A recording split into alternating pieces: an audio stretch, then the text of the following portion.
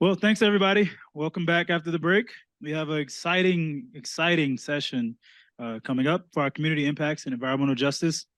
As many of you know, environmental justice is a huge thing nowadays, thanks to our federal government finally recognizing it recently.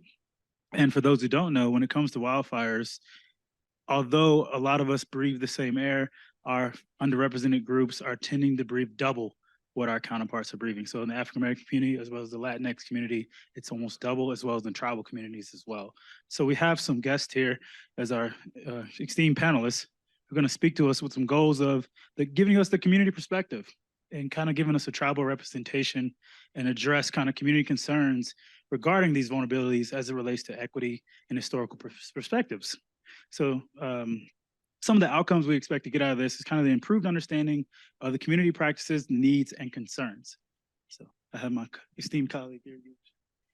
Sure, good morning. My name is Jen Rouda, and I'm coming to you because University of Wisconsin invited me to come out and said, hey, Jen, we're having this exciting conference coming up.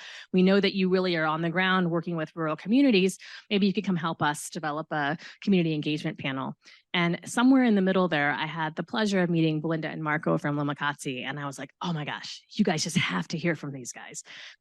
All three of us spend at least half of our lives out working with rural communities, a lot of tribal communities, really dealing with the effects of climate change. That's really what we're doing. And so I'll let them explain what their work is.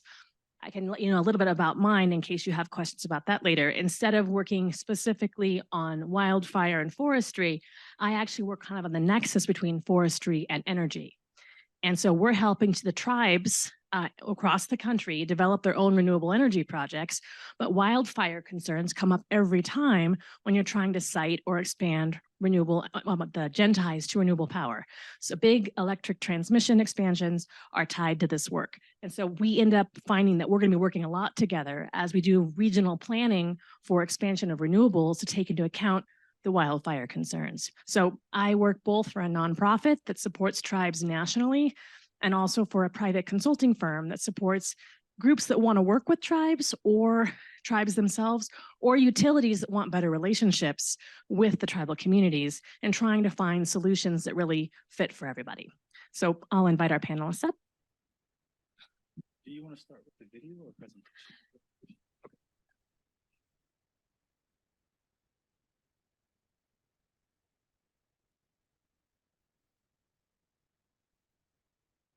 Will they both work at the same time? Okay. You can test, make sure. Test 1, 2. Okay. And then there was an advancer. Let's see if this is. Oh, yeah. Okay, great. This is the pointer. Yep. This advances. Yeah, got it. Thank you. Oh, good morning, everyone. And thank you for the opportunity to share about the interface between rural communities, as Jen mentioned, tribal communities, fire, and protecting community assets. And cultural assets. So I'll turn it over to Belinda for the opening and then I'll click through. Hello, everyone. Thank you. It's an honor and privilege being here today. I'm Belinda Brown. I'm the Tribal Partnerships Director with Lomakasti Restoration Project, and I'm also a member of the co-selected band of the Ajumawi Atsege Nation, otherwise known as the federally recognized Pit River Tribe. And on behalf of the ancestors and current residents here of the Aboriginal Nation, just want to honor the Arapaho and the Ute people here. Thank you, Belinda. My name is Marko Bey. I'm Executive Director of Lomakasti. We've been in operation for 28 years. We're an Oregon nonprofit organization. We work throughout Oregon and Northern California. One of our big pillars is tribal engagement and ecosystem resilience. And we'll figure out how it all ties to these great conversations we're having here over the next day and a half. We're going to talk about restoration of fire regimes, and then we have a short video. We're going to share, and we're going to kind of power through these slides. But we just want to tee up the video. So what you see here is the Karuk tribe in Northern California putting fire back on the ground, and that was a keystone element of ecosystem management. Outside on these hills, all around the prairie lands, indigenous people use fire for time immemorial, for eons, to keep these landscapes resilient. So once again, we're an NGO. We do aquatic and terrestrial restoration, and that interfaces often with creating fire adapted communities. So that is forest resiliency, not just for the ecosystem, but for the power grids we're talking about, for community assets, community wildfire protection, but also protection of cultural resources. This is our geography, place we call Salmon Nation, from British Columbia all the way down into California. These are the watersheds that we do our work through our Tribal Ecosystem Restoration Partnership Program, and we operate under the Intertribal Ecosystem Restoration Partnership, often asked by tribes to serve as a tribal organization in these large landscape scale initiatives. So when we're talking about planning and risk assessments, to bring it to the Pacific Northwest, this is the quantitative risk assessment that analyzed departure of the ecosystem, community assets at risk, and with a lot of tools that I'm a practitioner and spent a lot of years putting fire on the ground and putting fires out and managing workforces. But the really smart people that develop these risk assessments gives us the tool on where we need to prioritize our treatments to protect community resilience. So this risk assessment is under review right now, but very important in Southwestern Oregon, where you see the Rogue Basin. Our dry forest systems are frequent fire systems. Every 3 to 15 years, we see fire from lightning, or every 2 to 10 years, indigenous fire was carefully applied. So this is a tool, thinking about all the satellite and the geospatial work and the assessment tools that we don't work in. But when we get that assessment, we're able to take it to a scale and plan. So just looking at the priority fire sheds, this is from our friends at the Forest Service, who we do a lot of work with in large landscape partnerships. If you look at Southern Oregon, we have 4 out of the 5 high-risk fire sheds. You can look right here in Colorado, not too far from where we're sitting today. So these are priority fire sheds that are really in need of treatments. And we heard about high severity catastrophic fire, places like this, where you have the wildland urban interface. You have communities that abut wildlands and a lot of fire risk there. Situations like this, severely departed landscapes, densification, large old trees that are threatened by high severity fire. And these are the conditions on the ground. When we take it to the ground level, this is a surgical dissection to do these treatments. Thousands and thousands and millions of acres of this work. So, I don't know if folks have thought about what has set us up for this. In the Pacific Northwest, it built our churches, our schools, our infrastructure. We clear cut the forests. We took the large old fire resistant trees out, and we planted monoculture tree plantations. That's why we're seeing these high severity burns. Now we have red zones, we have insects and disease, we have simplified forests. And from a tribal perspective, we're losing our subsistence species that tribes depend on for subsistence and survival. So we have a firebomb out there. This is a fire close to our office in 2009 that really woke the community up, 200-foot flame lengths. And we dodged the bullet on that one. So we have a changing climate. We have these altered landscapes and ecosystem services that are impacted, things that we're all aware of. And how do we address that from our perspective? We want to be able to manage fire in appropriate places, in appropriate locations. Other places we have to pounce on fire, near towns, communities. But we also want to protect and promote these complex forest ecosystems, because that is an important ecosystem service. And we do that by proactive ecological thinning, restorative work, engaging industry, tribes, federal, state agencies, and community partners to get this work done, and try to do that through an equitable process. So the keystone species are moved from the landscape that maintain these systems for thousands and thousands of years were tribal communities. And I'll turn it over to you, Belinda. And this is the keystone species. This was a mistake that was made. My grandfather actually was taken to boarding school when he was 5 years old and didn't speak anything else but his language. These are the people that took care of the land. So this indigenous traditional ecological knowledge, all these people that were connected to the land were taken from the land, and that's part of the mistake. So this is in Yosemite, where you can see wide open spaces. Our people put fire on the land all the time. So we look at wildfire now kind of like it's scary. However, fire is medicine for the land. Fire has brought us together for time immemorial, and it's bringing us together again, maybe not in the way that we want to be brought together, but it is having us circle up. So the scientists are talking to the politicians are talking to the tribes, and conditions like this, the departure of people from the land and the departure of fire from the land, as we'll see in the next slide, how it's become dense and overgrown. because fire is a land management tool that's been used for time immemorial. Our people, is what we call ourselves, Jumawi is, we're the people of the river.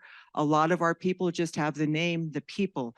So those people are the ones that have been taking care of the land. John Muir, we have to debunk the John Muir myth. He believed that our people were hideous looking creatures tilling the land and we needed to be off of the land because it was a beautiful landscape. Well, those hideous looking creatures tilling the land were taking care of the land. They're the best land stewards we've had that have had sustainable landscapes for time immemorial. So looking at this slide, you can see just in less than 100 years with the removal of indigenous fire, tilling and tending, you have densification and you have the loss of a lot of biological diversity in addition. So in addition to fire prevention, there's biological diversity impacts. So that was the pharmacy, the Home Depot, Church. the church, and baskets and material culture. 80% of that material culture was plant-based. So why forest restoration? Why resiliency? We know we've suppressed fires for 100 years. We have a situation that needs attention. We're having mega fires like we've never seen, million-acre fires, and changing climate. And we spend a lot of money fighting fire. So we work from the policy up and the grassroots down, and from down up to get this work done. So we have to influence our legislators and work with our partners. And we have insects and disease outbreaks like we've never seen due to densification, stress-related mortality, and climate change is knocking at our door. So we think about restoration and ecosystem resilience and adaptive capacity. These are the three pillars we're working in, combining Western science with traditional ecological knowledge to create these resilient landscapes and employ local communities. So this is just a interesting perspective without fire exclusion. So if you're allowing fire to burn from lightning and carefully applied aboriginal fire or prescribed burning in the modern day, and you just look at 60 years to 80 years without fire exclusion, you don't see a lot of difference from year 0 to year 80. Fire is maintaining the vegetation. It's burning at lower intensity. It's staying on the ground. It could actually be managed. But when you start to exclude fire from the system, then you set it up. And this is set up now across millions and millions of acres across the West. And just to take it to the basin scale, so some of the geospatial work done, some of the engineering, the data sets that people in this room work on, we're able to take that information and that quantitative risk assessment and put it into a basin scale plan. We have a 4.6 million acre basin that we work in, one of our projects. We have to treat 1.1 million acres of that it's severely departed. So we're looking at 30 to 50,000 acres a year have to be treated with ecological thinning and prescribed fire. And that's going to have to involve all hands on deck. So that quantitative risk assessment I showed in the beginning, you could see those red areas. That's the places we're working. We have these projects occurring with our tribal partners. We're implementing thousands of acres, federal, state dollars, private investment to get this work done. Not all these projects pay their way out of the woods. They need to be subsidized. But you're looking at power grids in there. You're looking at towns. We had a fire in 2020. We lost 2,500 homes right where our office is. 3 of our staff lost their homes. So we know the intensity of what a landscape not cared for can, the effects it can have on the community. So when we take those tools and we look at a cohesive forest restoration strategy, we're thinking about the why and the how and the scaling up and the workforce capacity and the industry capacity and the technical capacity to get this work done. So we're dealing with NEPA issues, threatened endangered species. We have to work with northern spotted owl recovery projects. We want to create resilient landscapes and communities. So we have to plan this over a 30-year period just for this one project. And what is the predictable workflow? And then integrating that by design, thinking about municipal watersheds, T&E species, trying to restore open habitat and also community wildfire protection at the same time. So where those four things interface. So we're able to do that through various mechanisms and agreements with our federal partners and our tribal partners, different authorities that I won't get into here. That's a whole nother presentation in itself. And this is some of the work occurring on the ground day in and day out. Today, we have hundreds of boots on the ground getting this work done. We're gearing up for prescribed fire season. Our crews are coming off a wildfire, getting ready to put fire on the ground. We want to protect the large old trees. And these are really important values to the tribal community as well. Belinda. And we've been commissioned to take care of this land and landscape. And I'd just like to have all of us just kind of settle into that longest road trip that we have from our head to our heart. You are all indigenous to someplace on this earth, and you all came from a culture that was a singing and a drumming and a dancing society. And somewhere in your ancestry, you were very, very close to fire. Fire was your friend. And we're still all commissioned to take care of this land in that way as the first best land stewards. Change on there. Change on here. There we go. So this is some of our youth, and for the youth in the Chiloquin community in Oregon, southeastern Oregon, this kind of work is saving lives. The multi-generational trauma that was caused by the boarding school era, my lifetime, my grandfather, it wasn't hundreds of years ago. We're still very close to the earth. This kind of work, our connection to the earth, like I just shared with you, all of you are indigenous to somewhere. We're Aboriginal to this place. We get to work on our heartland. But this is the kind of work that needs to be done. Like Marko said, boots on the ground, first boots on the ground when the project idea comes up, and being able to put fire back on the land to kill the insects and disease, and to take care of the vegetation, that when a wildfire comes through, like we'll see at the end of this, it'll do what it's supposed to do. So this is the kind of work that we're doing all the time. This is the equity and justice work of getting tribal members, tribal people back on the land, connected to the land, doing the work that needs to be done. Our youth, our elders, intergenerationally, it's everybody coming together. It's all hands on deck now, and our elders will tell you, we need all of you, no matter what color earth suit that you're walking around in. These are the communities. There's tribal communities, tribal government. There's different layers of tribal communities that we work with. So we do the intergovernmental affairs. We work from policy down. We work from grassroots up. So we're meeting many times on weekends and evenings and presenting and going and getting youth so that they're in our workforce and they're being able to do the work that they were meant to do on this land. So it's not, fire's not just taken communities, it's taken our sacred places. And this is one of the sacred places that Lomakasti just purchased, 109 acres.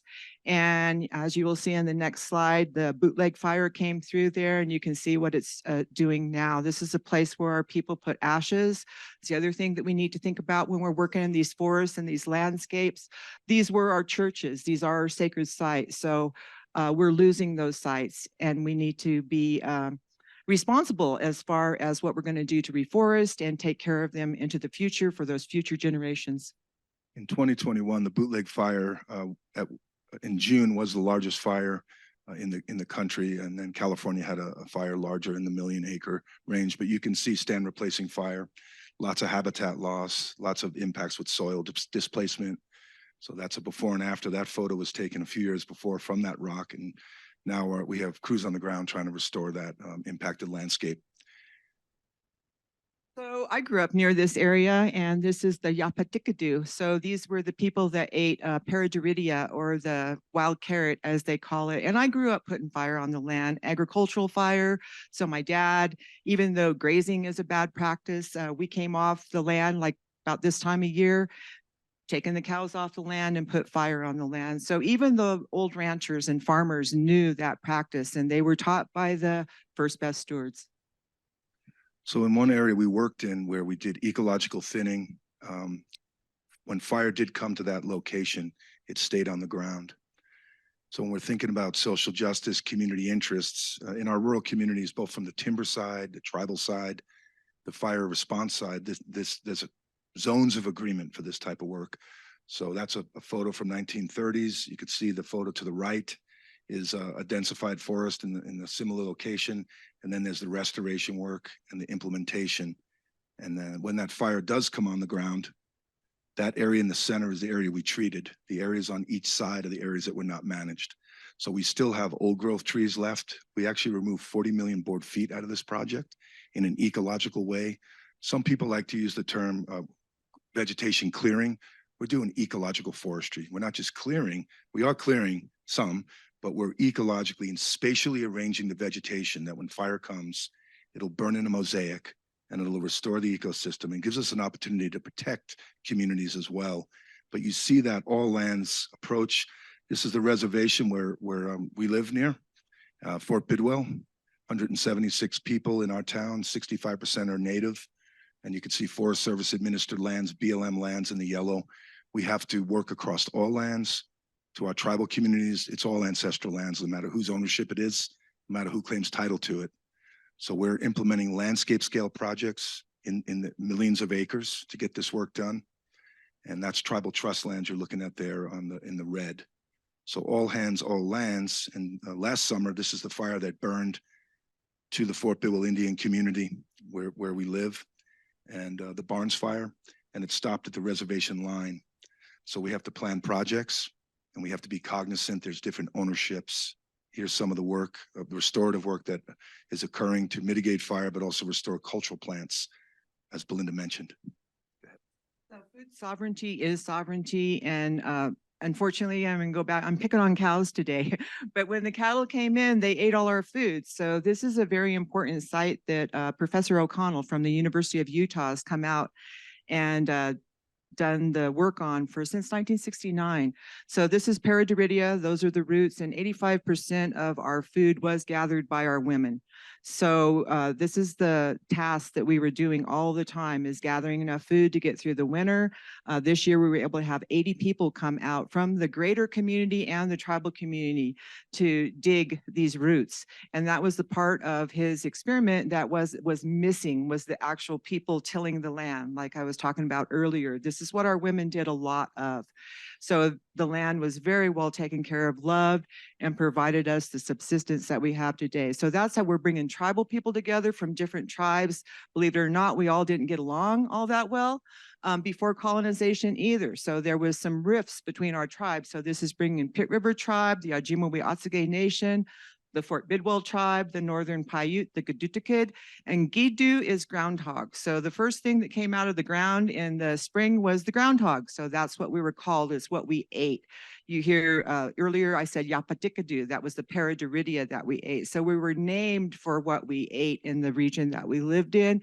And that food source is very, very important to us. We didn't have a Safeway. It was our Safeway, our Home Depot, our church, and everything. So to move this presentation to the finish line, and we have a video to share, oak systems are really important. We're losing large oak gathering sites, oak trees. This is the densification, and you're really looking at the loss of a way of life, the loss of a tribal economy, extensive oak habitats and oak systems to tribal communities. These are part of our big initiative. So as we're protecting these ecosystems and food sheds, in addition to fire sheds, we're protecting communities. And this is that cool burning, that fire regime of low intensity fire, when we can get set the stage for that with the work we do.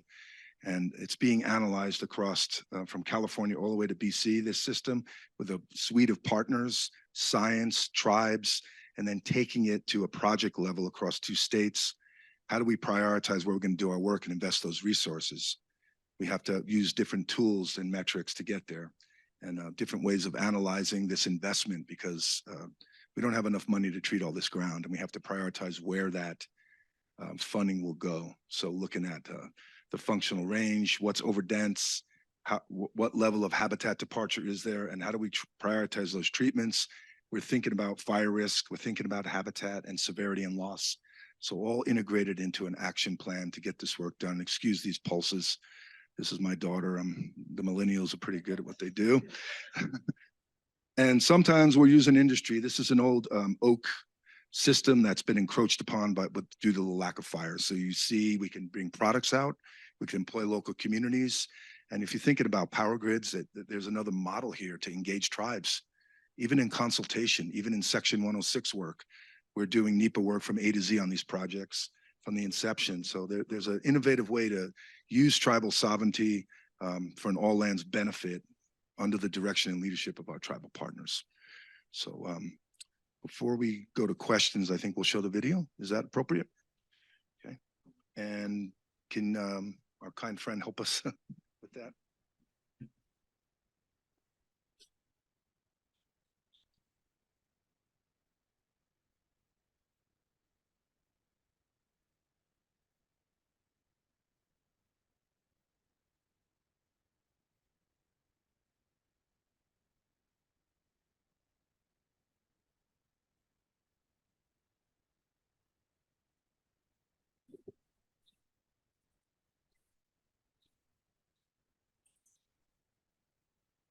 Later on, when the season was over, our elderly women would come back to the land and do this. It would burn. Wildfire is a natural visitor to these ecosystems with lightning strikes in the summer. Tribal people, indigenous people carefully applied fire landscapes for eons for cultural beneficial uses. With the removal of that really important disturbance agent, fire, more low intensity to moderate fire, we've taken that element out of the ecosystem, and we're now seeing the effects on densification, stress-related mortality, insects and disease, heavy-handed industrial forestry. Now we're set up for high severity catastrophic fires. So to abate that threat and to restore the ecosystem and create ecological resilience, we need to treat millions of acres across the West. And in order to do that, we really need to scale up a skilled workforce of ecological forestry professionals and ecological stewards on the ground. Fire is not going to go away. We're seeing mega fires that are not only devastating to communities like we saw in the Almeida fire, with 2,500 homes and structures lost. The importance of the funding, the importance of the program is both for human and for ecosystems, people in place. So it's very important that we continue these types of programs and we bolster that workforce and we restore ecosystems and we sustain communities.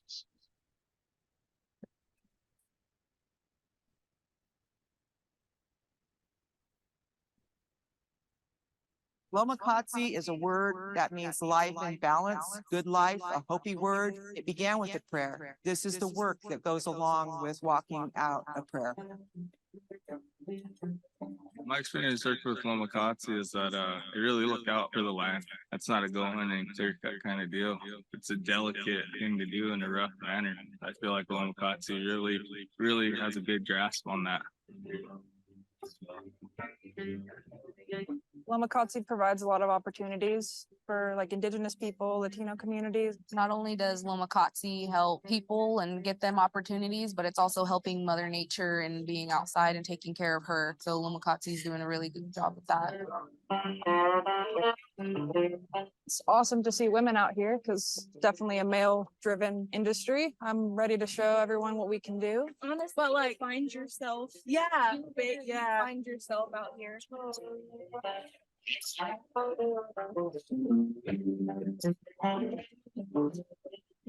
Ecocultural restoration incorporates an ecological restoration focus. So we're trying to restore impacted and degraded ecosystems through an ecocultural lens.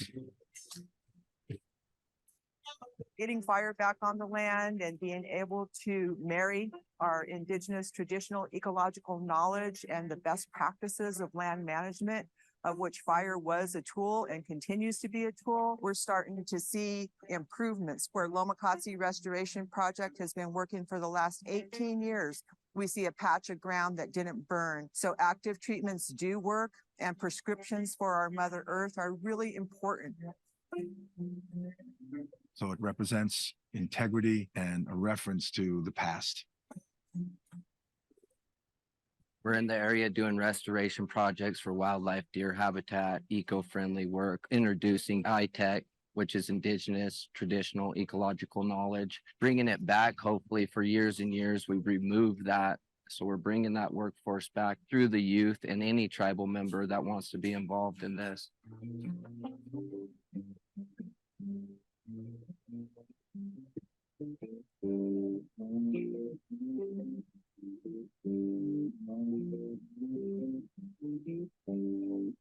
Our mission is to restore ecosystems and the sustainability of communities, cultures, and economies. So we really layer in the triple bottom line of economic, ecological, and social. And then in the context of our tribal partnerships program, we're layering in cultural. So ecocultural is a restoration approach that leans on indigenous, traditional, ecological knowledge, and it marries it with Western science. And bringing those two together gives us a really good restoration outcome. Working with the kids, it's really great. I love being able to pass on the knowledge that I have down to others. It's also great to know that teaching the younger ones that they'll be able to grow up, know this information, and then hopefully they'll be able to pass it on to their younger generation. What we're doing here today that's different is we're layering in first foods. We're planting ecocultural plants. So as we're restoring the creek, as we're restoring habitat for salmon, We're also restoring first foods and cultural plants. It's a very unique, innovative restoration approach that isn't done often. And then through that work, we're also training young adults, ages 18 to 26, and they're mentoring elementary school students, K through 6. So we have this intergenerational model, and we're building a restoration economy. And then we're building an eco-cultural revitalization movement through this effort. So as we're protecting communities, we're restoring habitat, we're also creating economic opportunities, the restoration workforce in the future.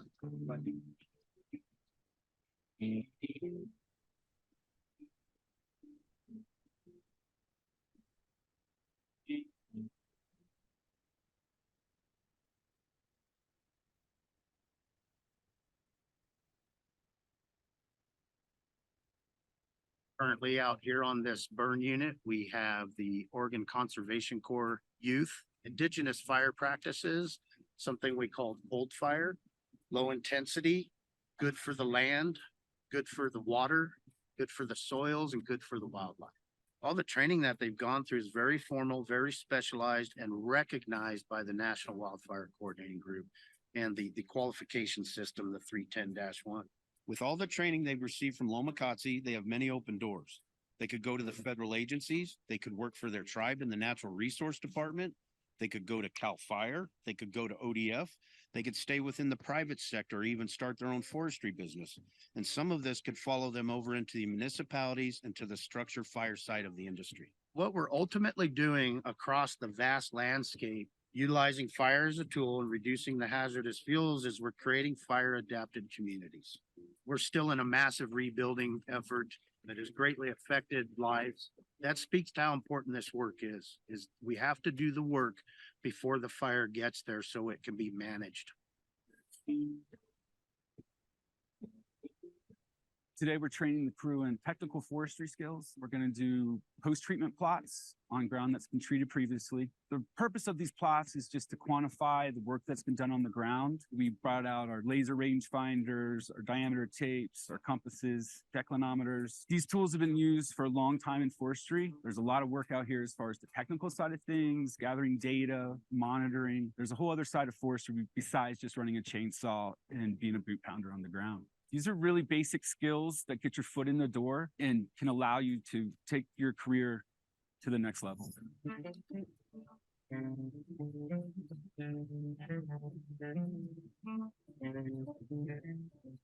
Today we're out here doing a prescribed burn, what Native Americans have been doing for thousands of years. A few people are getting to use drip torches today. Having that drip torch in hand, you feel like a sense of power and that you're doing something meaningful. In my opinion, the best part about Lomakasti is the diversity and the equity. We have the indigenous way of caring for others. We do pick each other up. We always try and help everyone out, even if, you know, they're not feeling well or they're down in the dumps, you know, we're always there to help pick them up.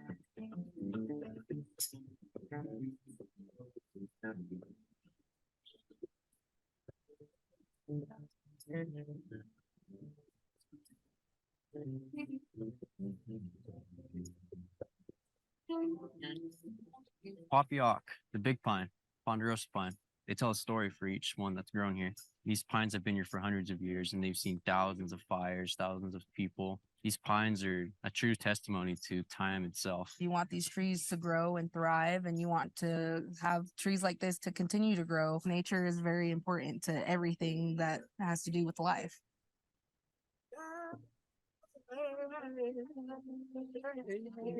Klamath tribes were terminated back in 1954. They had one of the largest reservations, some of the biggest timber, and then that was taken from them. A lot of these youth and families being separated in boarding schools, being terminated, being taught that being an Indian wasn't a good thing. They're having to overcome that. So this is helping the youth being able to overcome suicide, domestic violence, and all those symptoms of multi-generational trauma that happened when the boarding school period came about and when the native people from here were separated from their homeland, from their heartland. So still today we're healing. Some of these tribes are just now growing up into sovereignty and growing up into the areas that they need to work and consult with the federal government and to work with our partner agencies so that we can work back on the land and be able to impart our Aboriginal knowledge back into this ecosystem. After termination and after so much alcohol, there are families that don't have grandmas. There are families that don't have aunties. There are families that don't have uncles. There's families that don't have grandpas. I went to 7 schools in 1 year. And my sister and I, we quit talking to kids in our class because we knew we weren't going to be there very long. We were going to leave and don't make friends because that's too hard to say goodbye all the time. This is things that the kids were going through and the parents were going through. They had nowhere to go. People that have been here all their life, they realize they're either burning up there or there's a fire and it's good for the land. Because that's all we used to do back in the very beginning when we didn't have homes and that we'd burn. That's why we had such a rich forest, because we managed it, we took care of it and everything. We need more burning going on like we're doing up here now. Make the trees healthier and clean up the ground and kill off the diseases. Because right now what we're putting up in smoke is killing diseases in those trees right now.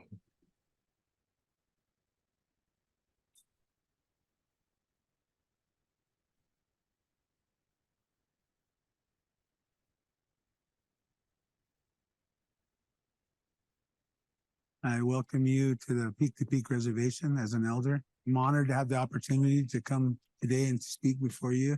I hope it's to speak to my people also. The land I'm standing on today is really important to me. And to see the young people, giving back something here today, it's good. We had the greatest fire in West Coast history, and it was because of poor management. This is a conservation approach, and I understand this.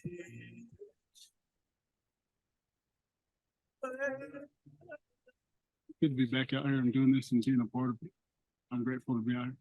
I'm proud to be like a crew support of the Native Youth Program here, and it's good to have them out here being in the labor force here in this digital world. They need to be out here, and this is our people's ways and stuff, so it's good to have them out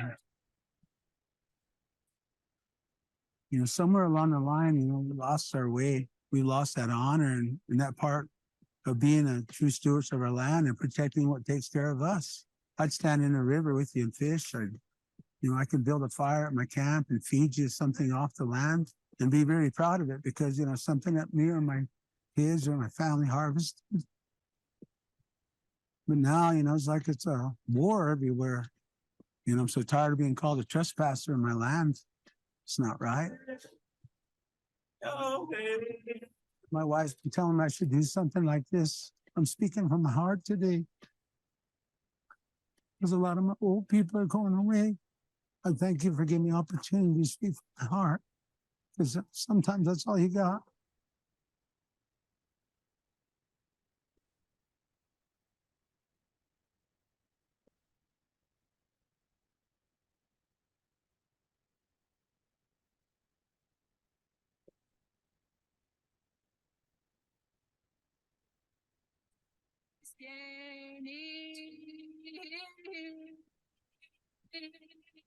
The people not only have this generational historical trauma, we also have this generational historical power and resilience and stubbornness to say no.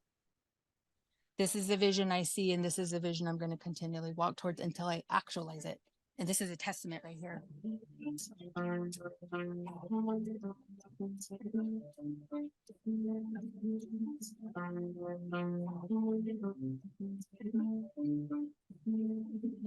It's really important that the youth are connected again to their land base, to their ancestral land base, as the first best stewards of the land, as Aboriginal people are, and continue to be the first best stewards of the land.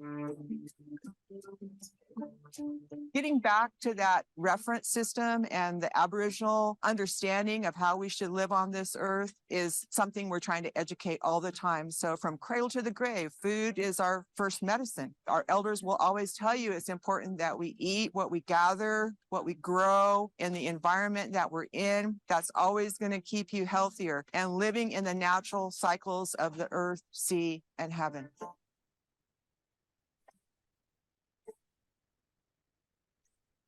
There's all types of vegetation that comes back up that feeds the animals, which are a food substance to our tribe. I've hunted this area for as long as I can remember, as probably as far back as when I was 8 years old. Walked these mountains with my dad, my brother, hunted the whole area. Seeing the changes after the forest harvest, it made a big change here, and some new vegetation has come back in. In particular, one of the things that really came back strong after the harvest was elderberries, which brought in some black bears.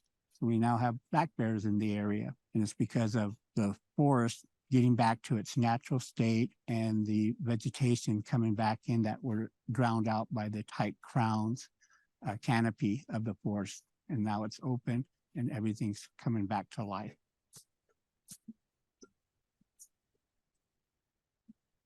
Very happy. A lot of work still has to be done in order to keep this maintained the way it is right now. Because if it's not maintained, we could lose it all to a fire very quickly.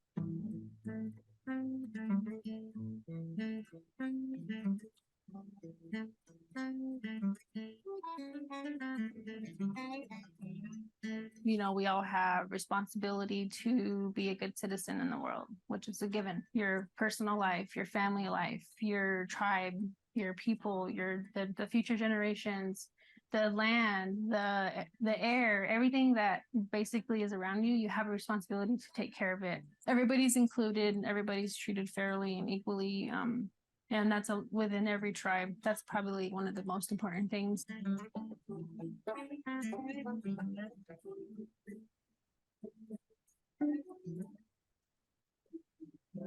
With Lomakasti project, they do the intertribal workforce, which allows different tribal members from all these different tribes to work together. Just letting our youth know, like, staying positive and thinking positive and always doing the right thing is going to get them pretty far.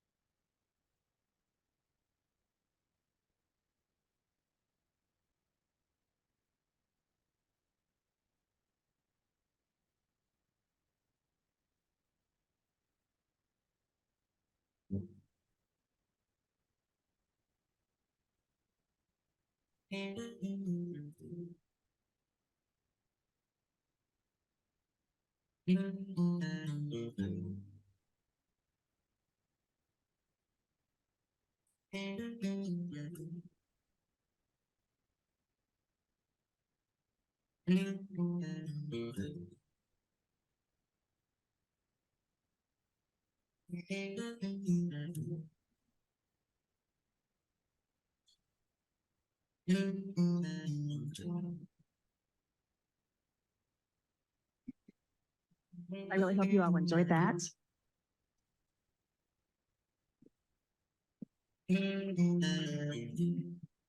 Thank you so much for sharing all those things. That's really, really appreciated. So do you want to go ahead and move into questions? Yeah, I'll say that's a very, very heavy video. Thank you again. So yeah, we can start off with questions. Anybody want to take a first go at it?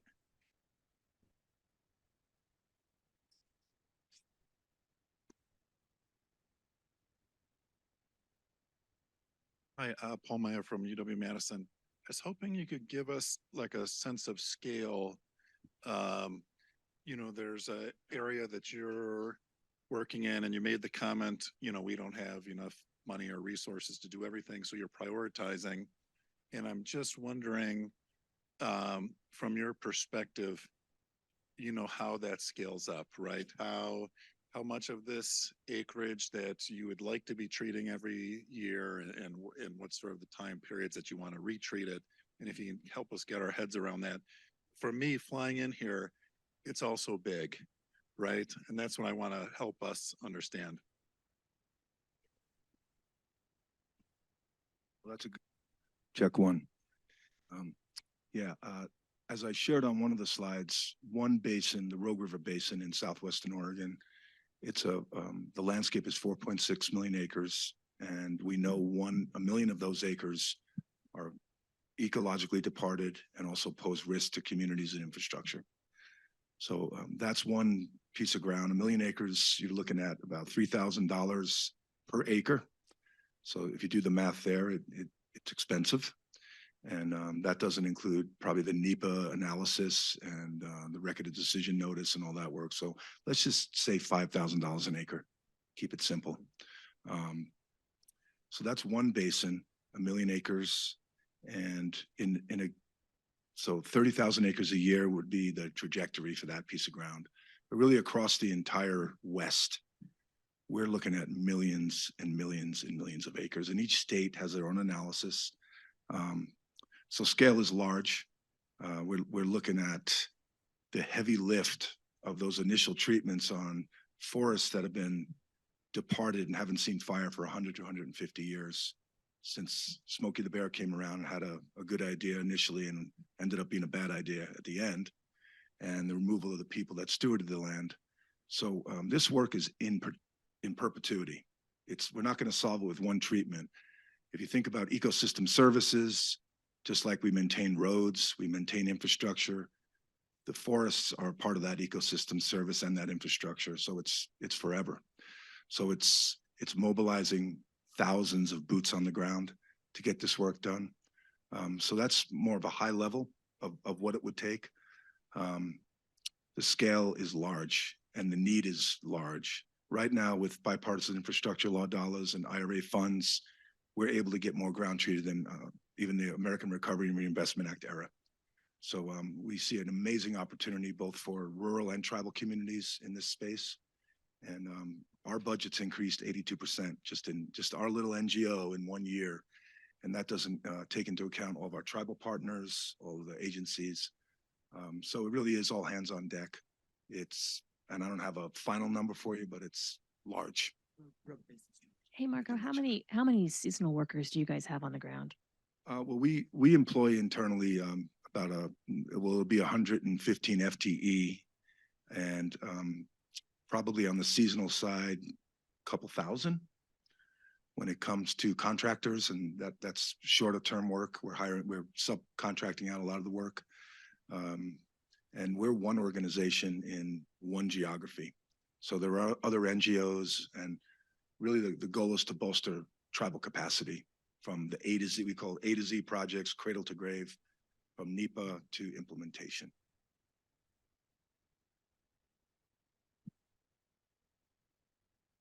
Brad Pierce, UW-Madison. So first of all, thank you for sharing your truth. Really appreciate it. I look at what's being done with fire in other parts of the country in terms of land restoration. In my area, it's Oak Savanna restoration. It's effective. There's the Flint Hills in Missouri where they burn the grasslands every year. So there are places, and there's the southeastern US where agricultural burning happens all the time. So there's places where that is a part of the landscape. But the Western US, as you've said, is it's been so degraded in terms of that. So, it's good to hear that you're getting that with these new infrastructure bills and things that you're getting funding to support that. But how do you see the future? Because, I know that for you, it's generational.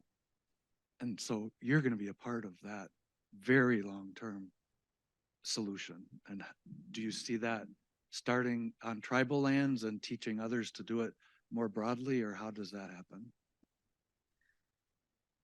Yeah, it's a real good question, and thank you for that. And I would have to say again, like we've been saying, it's all hands on deck. It's really marrying the indigenous traditional ecological knowledge with Western science. So what you're all doing here, the scientists, we really need your voice. We need your voice to talk to the politicians. We need those best practices out there. So when I grew up on a cattle ranch, we did a lot of things wrong.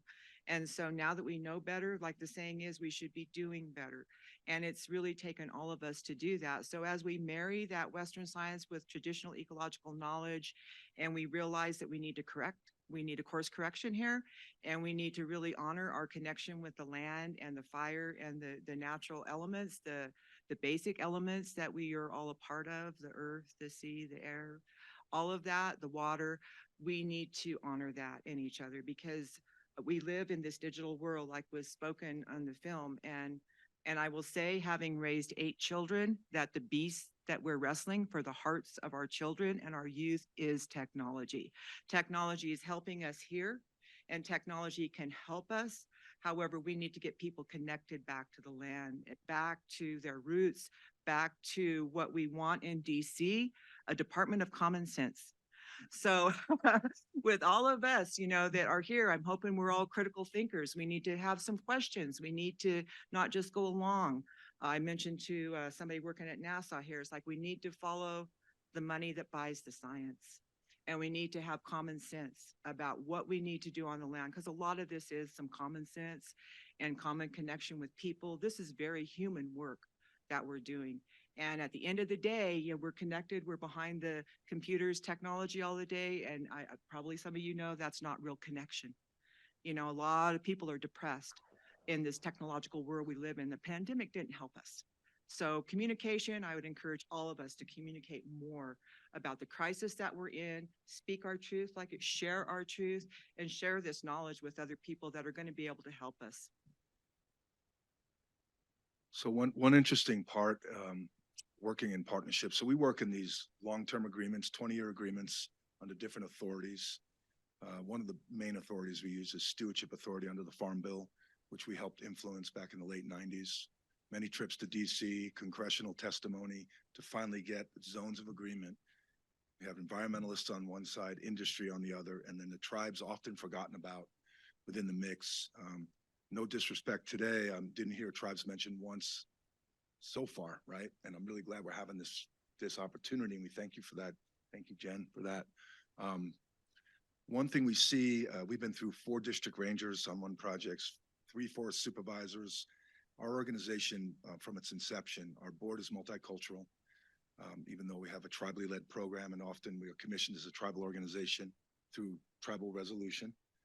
Is we want to invest in tribes and tribal communities because they're not only on the career ladder, they're going to be there. They're going to continue to be there as far as the data sets, the science, the information that's going to be carried on both through oral tradition and data sets that we all lean on.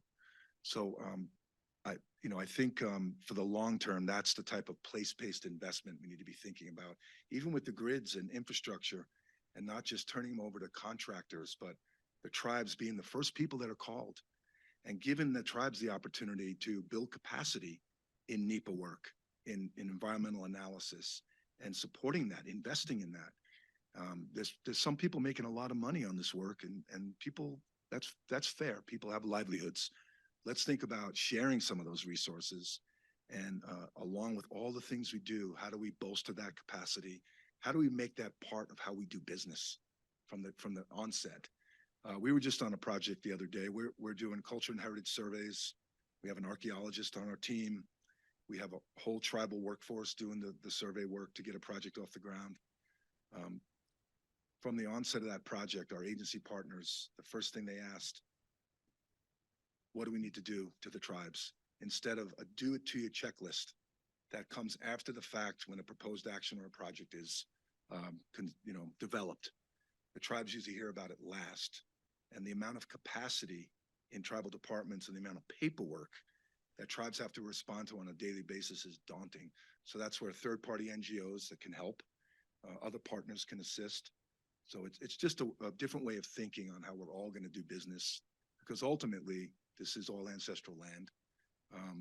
And that's the first conversation that everybody in this room should be having is with the tribes on any proposed action. That's NASA, that's private companies, that's federal and state agencies. If you're not doing that, you need to start doing that. I just had one comment there on the data, Marco. My background is geology, and I came at this as an environmental planner. And one thing that I've noticed in helping tribes work through their own energy projects is the topic of data comes up a lot. Data sovereignty for the tribes to have ownership of their own data, and the transparency that folks that want to work with tribes need to be offering from the beginning. And tribes will sign non-disclosure agreements. I mean, you can have confidential agreements, but being willing upfront to say, here's what we know. Would you like to work together? Where would you like to see these things happening is something that tribes almost never get a chance to have those conversations early. They're coming at the end, like Marco mentions. But also you should know that tribes sometimes have access to data that's not available to the public. They've been maintaining data sets on their own for cultural resources, but also soil quality, water quality data, hydrology information. And you look on data sets and you can find whole reservations that are blacked out in national data sets. And you have to go to the tribe to get that information. So partnerships can actually help you have more robust data sets. And we did a work for the Nature Conservancy not too long ago, and they realized they were doing a Western energy study, and they wanted to look at great places to put renewable power to reach net zero, and they had no information on all of these tribal lands. So they had to reach out, and they didn't know how to do that. So I just wanted to mention, it's kind of a two-way street. If you come transparent with your data and explain, then the tribes can often come share what they have to build better data sets for everyone, and also helping them archive their own data so they can keep it for their future generations to help with resource management would be fantastic. Next question. Yeah.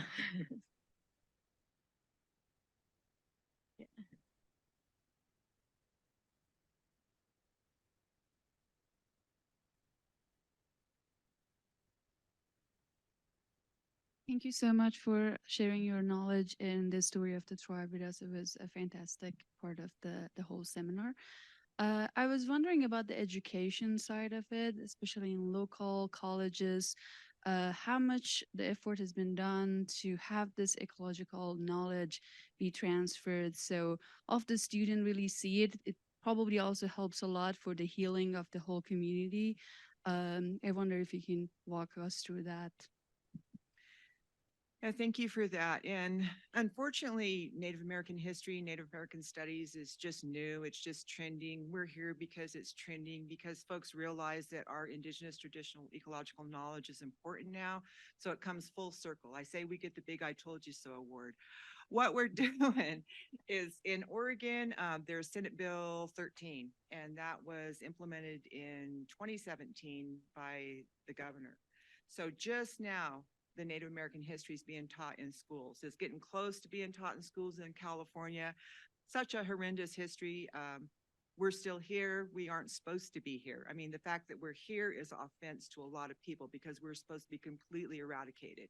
So getting over all of those barriers, and then even in law, when I realized as a tribal council member, as the administrator of my tribe, that folks didn't know about federal Indian law. It wasn't taught in law schools until just recently. So all of this education is trending. It's new, but it's ancient. And what I'm trying to share with all of you is you have that ancient knowledge. You all have that ancient knowledge, indigenous to someplace on this globe. So it's just tapping into what your culture is. You know, I'd encourage all of you to figure out who you are, where your culture is, where your roots are on this globe. Because if you go back to that trail, again, that long distance between our head and our heart, our elders say that's the longest road to travel, that 12 inches between our head and our heart.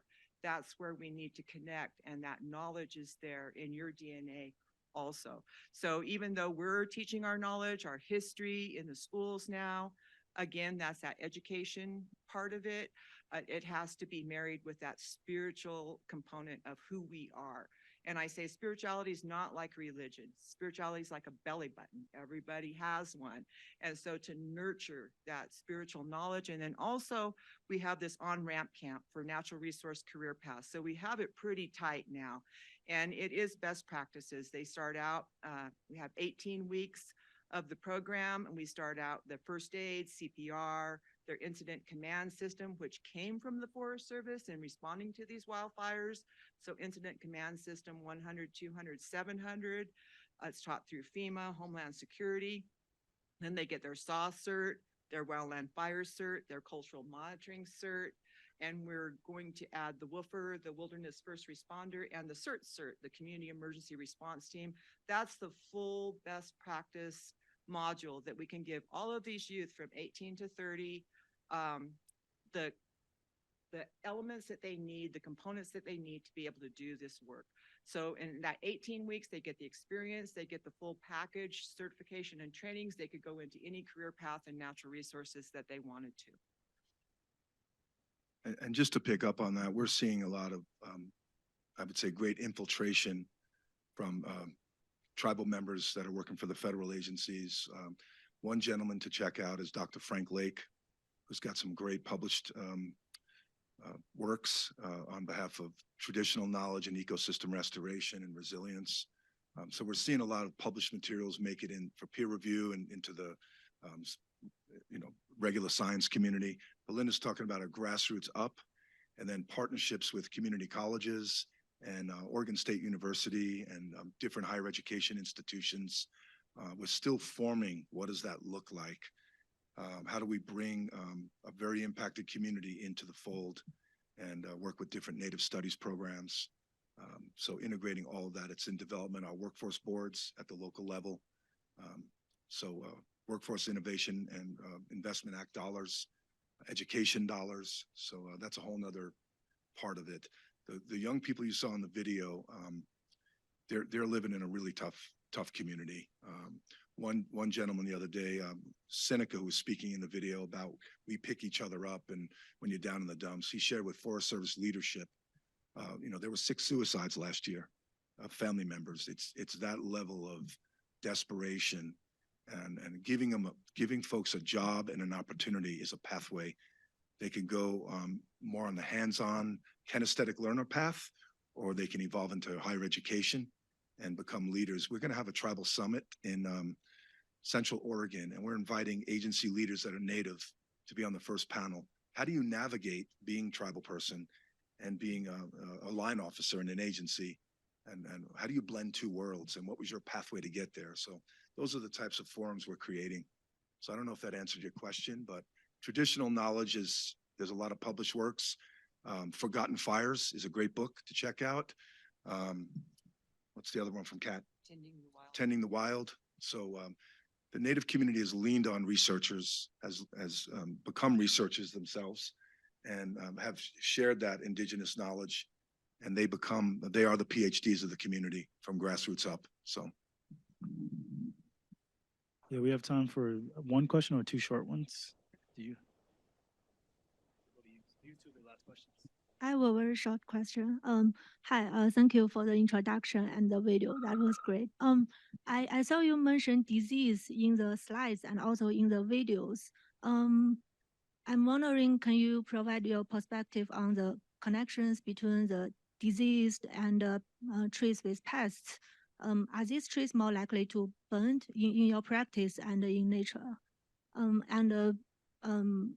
How big is that impact? The connections there.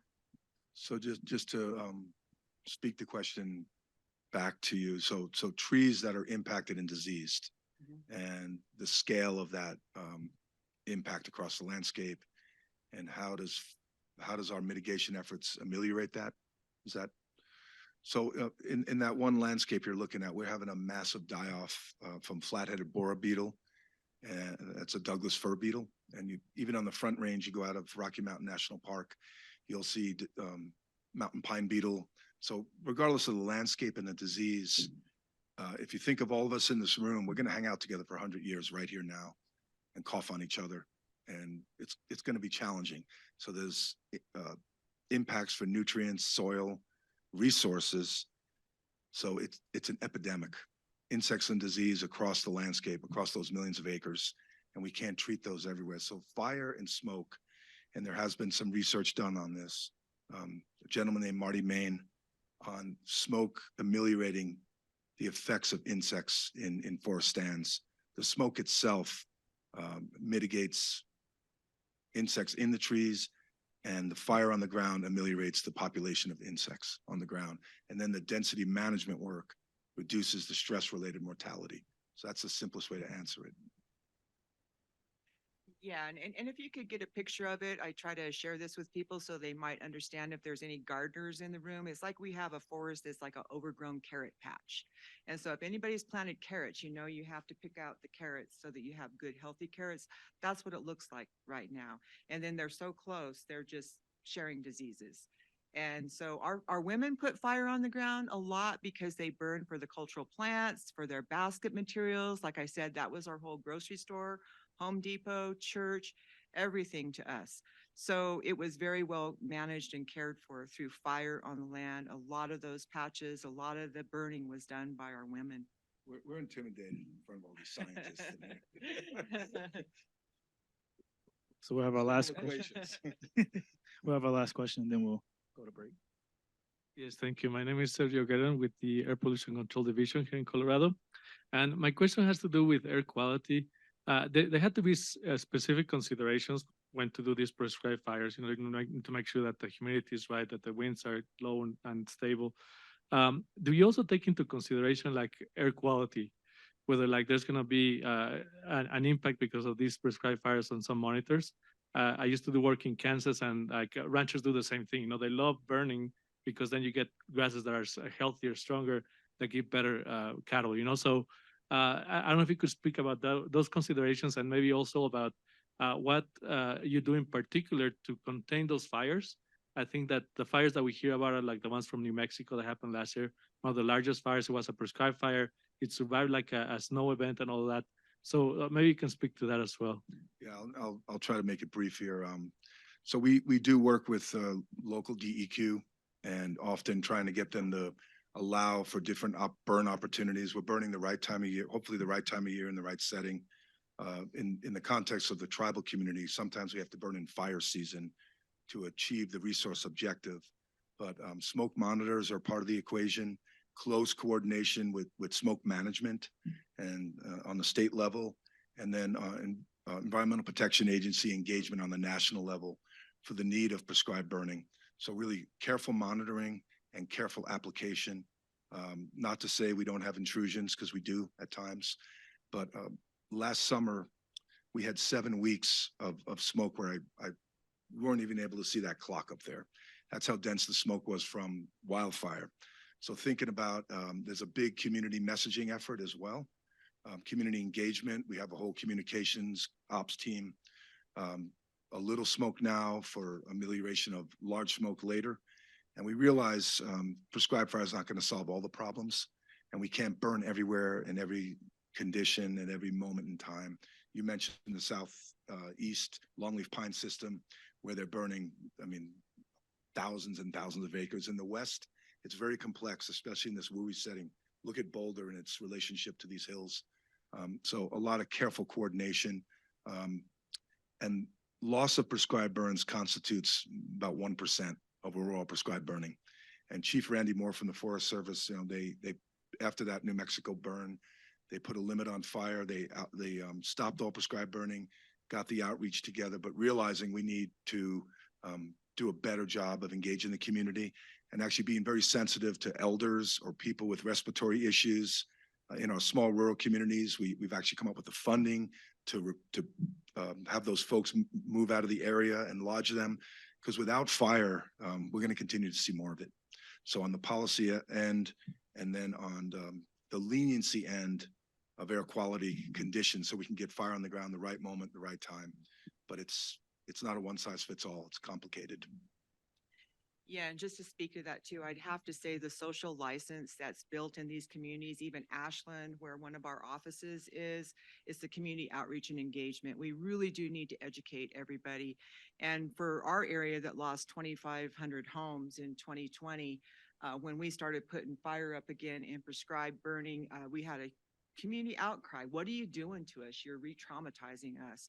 And so that takes a pulse on the community where you have to be very gentle and kind and saying, okay, do you want Ashland to burn because you're in the WUI? I mean, we could do a demonstration of Ashland not there. So can you live with a little smoke in the air right now as we try to protect your community, put fire on strategic places on the mountains so that your town doesn't burn up? And so when you put it like that, it makes more sense to folks. This is a harsh crisis that we're in right now. And so the education, I can't say enough about education, the community outreach and engagement that it takes to do this kind of work. And then the regulatory air quality, I mean, that's kind of our barrier there. You know, we need to get folks to work with us on that. You know, if it's a good time to burn, you know, how do we work with everybody who is the scientific community? You know, what's good air quality and how can we do this in a better way? But we're going to live with fire. We're going to live with smoke. It's in our DNA to put fire on the ground. Like I said, again, fire is medicine for the land. So we do risk some air quality there, but we have much worse air quality in a wildfire. And then also considering industry and their impacts and how to alleviate some of the, you know, create some of the opportunities, regulatory opportunities. Thank you. Apologies, we have one more question if you don't mind. This is an awesome session, so I'm gonna keep it going a bit. Yeah, we'll try to be sensitive to folks' time. We do have lunch after this till about 1:15, but we'll get one quick question in from Wade, who's online. Take away after. Yeah. Y'all don't need lunch anyway, right? Wade, can you hear us? You I can, unmute thank and you. go ahead and ask your question, please. Yeah, can you all hear me now? Can hear you. Okay. First of all, thank you, Belinda and Marko, for all of your comments. I share very much the same heart, even though I, as you mentioned earlier, may wear a different Earth suit, but same heart. And wanted to anchor a few things, not only from my own perspective, but also from the utility here at APS. A lot of what you said makes very good sense and is very good practice. Number one is looking at the ecosystem, a fire dependent ecosystem, which is much of what we have here in Arizona and you all have as well. And the many, many years, as Marko said, even myself, fighting fire, there was a lot of times I was looking at myself inside and saying, why are we putting this thing out when we really need to let it burn? But we've got so many folks that have moved into the urban wildland interface and we serve those customers. So we have to do it smartly now. One of the conversations that we always have with our customers, or very frequently, is that, you know, hey, don't take away our fuels or don't take away our trees or our vegetation because we want to keep it natural. And the conversation that we always have with folks is it may look familiar to you, but it's not natural. We've taken fire out of the ecosystem and therefore it is not natural. And that's why we have the problems that we have. So we work very closely with our BIA folks here in Arizona. And to your comments about reaching out to those partners, if not first, at the same time that we reach out to all of our partners to make sure that they're a part of the plan, the decision making, and really these at times very much partners in terms of reducing those fuels, whether it's mechanical or by prescribed fire. So I would encourage the other utilities and organizations that are listening today that what Marko said is very much true. I would reach out to your partners. They're a great asset, just like all of our partners. And thank you very much for what you all are doing.